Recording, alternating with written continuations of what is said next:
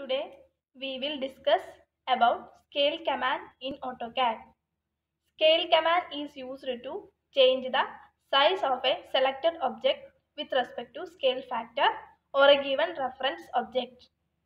This video discusses about reference option in scale command.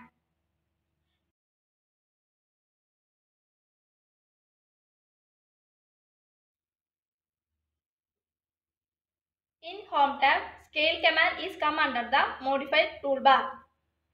Active scale tool, select the object you want to scale.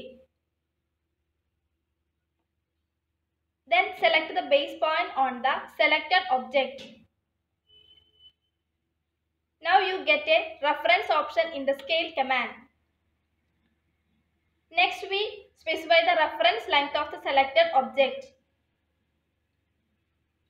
After that specify the new length by using the sub-option points.